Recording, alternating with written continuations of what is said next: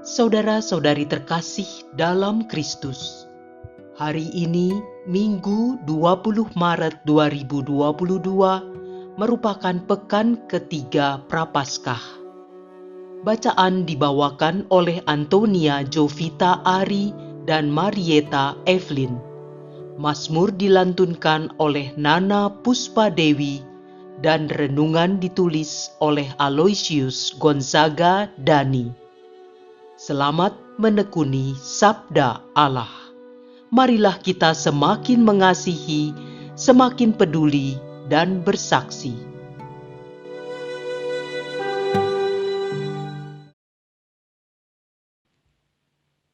Bacaan dari Kitab Keluaran, bab 3 ayat 1-8a dan ayat 13-15. Di tanah Midian, Musa biasa menggembalakan kambing domba Yitro mertuanya, imam di Midian. Sekali peristiwa, Musa menggiring kawanannya ke seberang padang gurun dan tiba di gunung Allah, yakni Gunung Horeb. Lalu malaikat Tuhan menampakkan diri kepadanya dalam nyala api yang keluar dari semak duri. Musa melihat-lihat dan tampaklah semak duri itu menyala tetapi tidak dimakan api.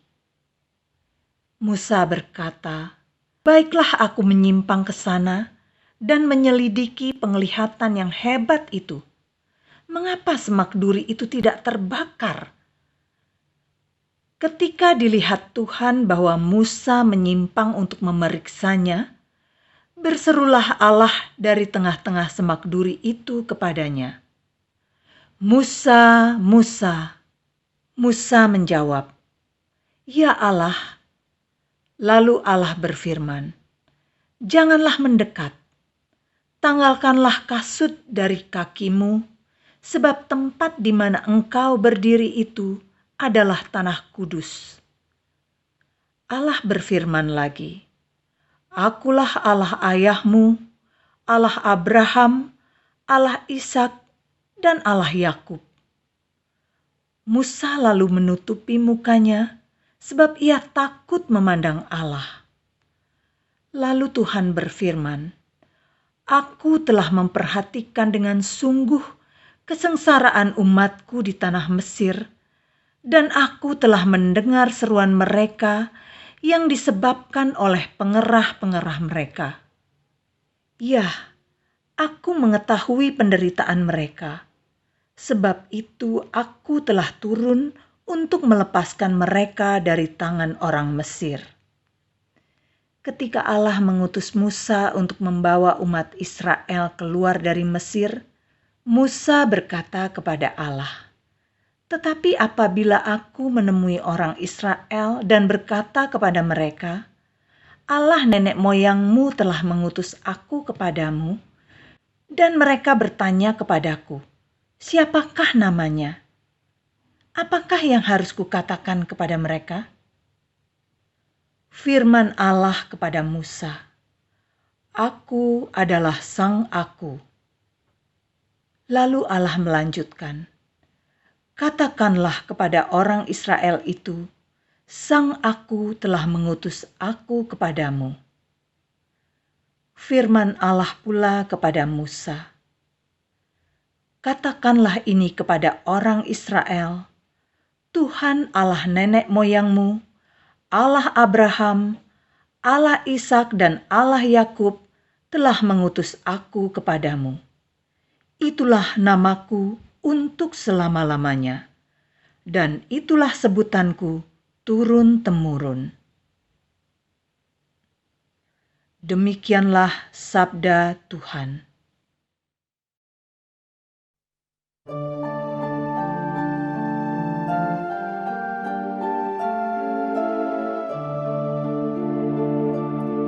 Tuhan adalah pengasih dan penyayang.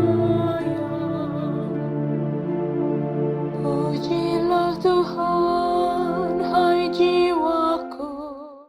Pujilah namanya yang kudus, hai segenap batinku.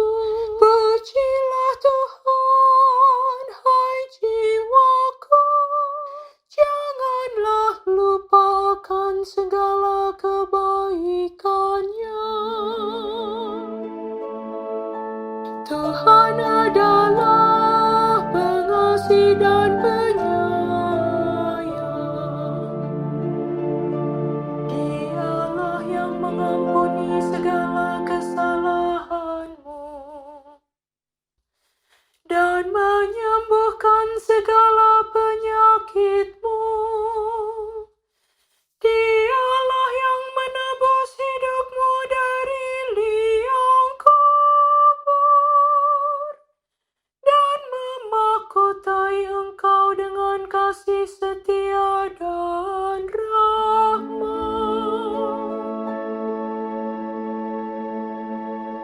Tuhan adalah pengasih dan penyayang. Tuhan adalah pengasih dan penyayang. Panjang sabar dan berlimpah kasih setia. Setinggi langit dari bumi, demikianlah besarnya kasih setia Tuhan atas orang-orang yang takwa kepadanya. Tuhan adalah pengasih dan penyayang.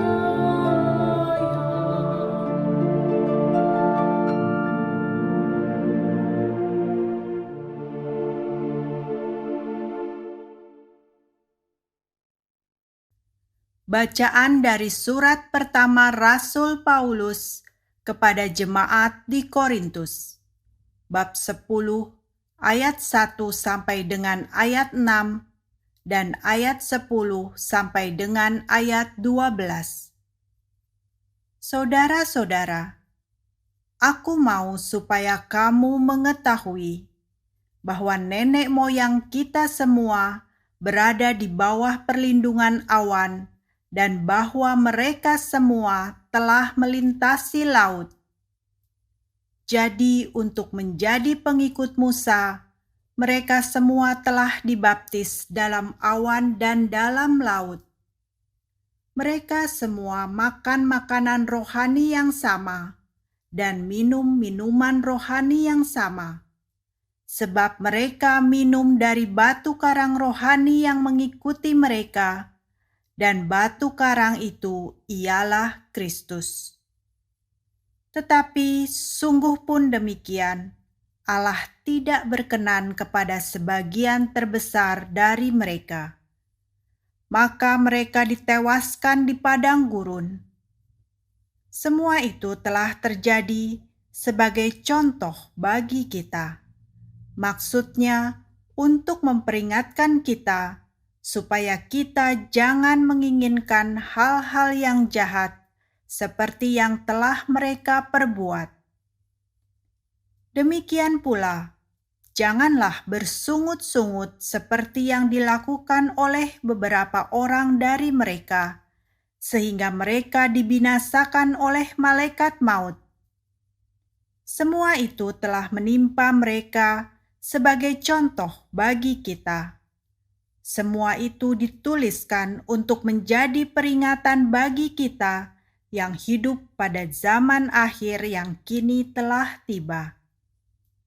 Sebab itu, siapa yang menyangka bahwa dirinya teguh berdiri, hati-hatilah supaya jangan jatuh. Demikianlah sabda Tuhan.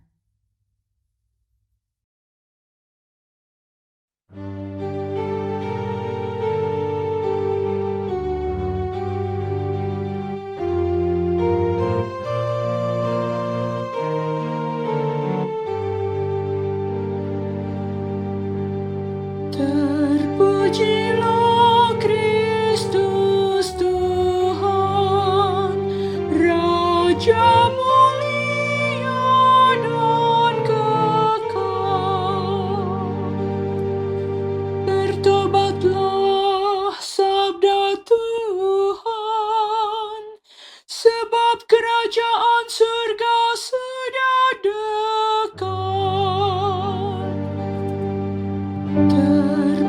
Terpujilah Kristus Tuhan, Raja mulia dan kekal.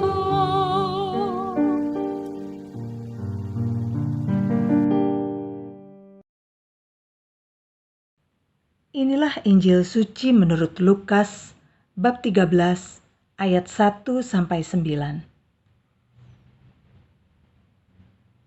Sekali peristiwa, datanglah beberapa orang kepada Yesus dan membawa kabar tentang orang-orang Galilea yang dibunuh Pilatus dengan darahnya dicampurkan dengan darah kurban yang mereka persembahkan.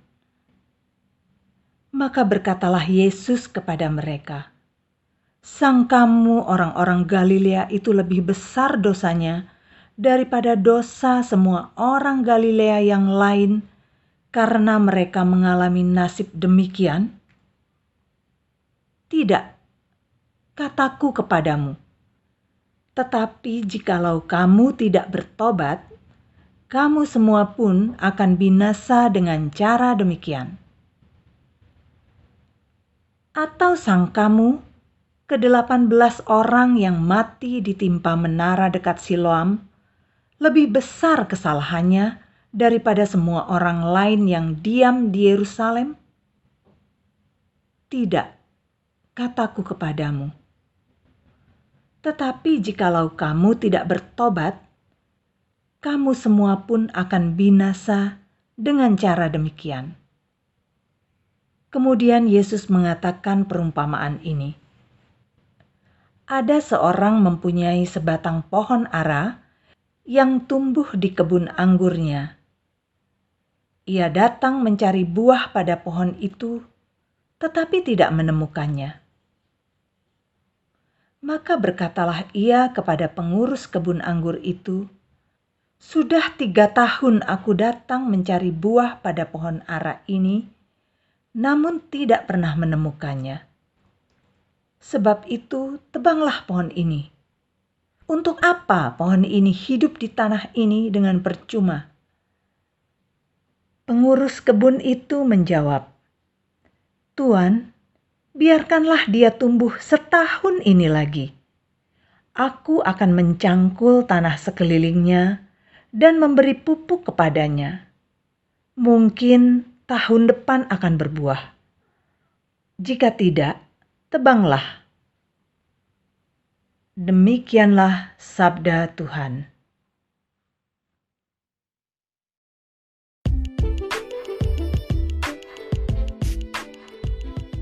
Hidup yang berbuah.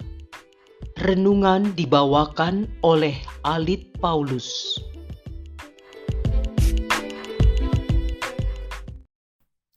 Selamat pagi Bapak Ibu dan rekan-rekan muda yang terkasih dalam Tuhan kita Yesus Kristus. Apa kabar hari ini?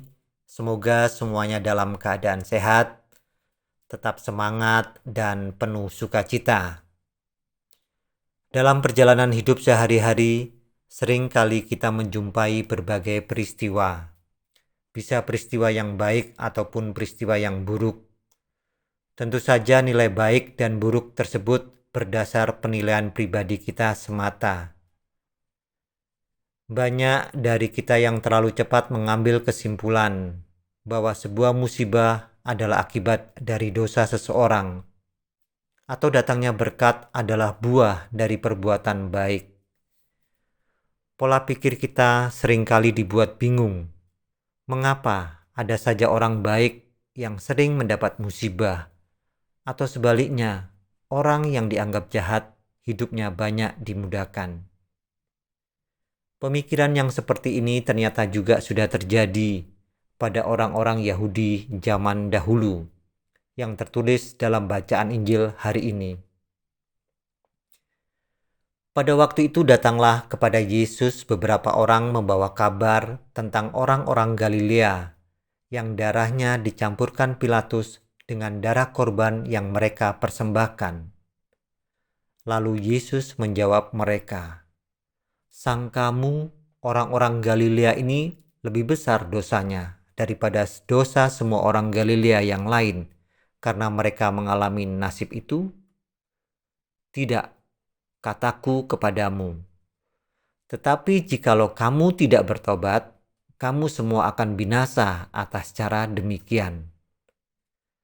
Atau sangkamu ke-18 orang yang mati ditimpa menara dekat Siloam lebih besar kesalahannya daripada kesalahan semua orang lain yang diam di Yerusalem?